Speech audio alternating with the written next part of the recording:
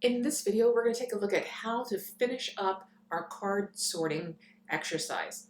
So what I want you to do is to come over to where it says Launch and click Launch, please.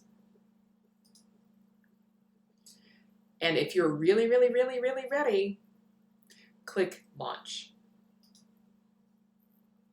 So what this does is it makes this study not editable. So you're completely done.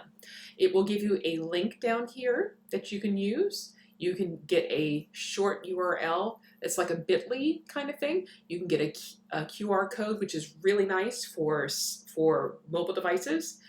And you can also create an intercept snippet. So I'm going to click on Get QR Code, and there it is. You can download an SVG or a PNG, which is great. Click Done. And then I'm going to go ahead and look at the short URL, this one. Copy it, and then you can just send it out via email if you wanted to do that. Okay, go back to your dashboard. Come up to the top of your screen, find Dashboard, and click on that. And then if you scroll down a little bit, it will show you the recent studies. Okay, so if you click over the highlighted text here and just click on it, it's going to take you back to that, but it will also have some results that you can take a look at.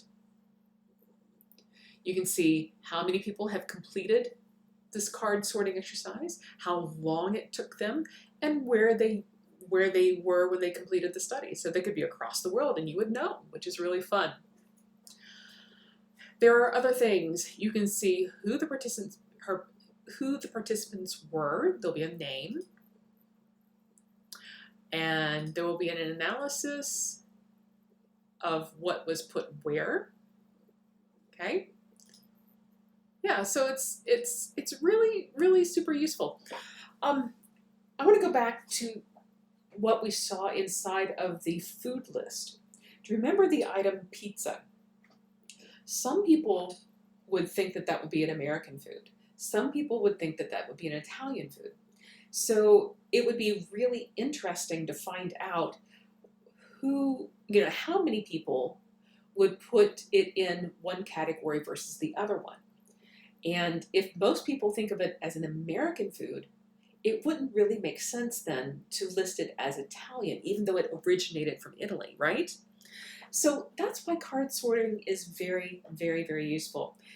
We think one way as web developers and designers, but somebody out there in the real world would think a different way, and they are the ones that we need to keep our focus on. Okay, well, I hope you enjoyed that example of card sorting. I will see you guys in the next video.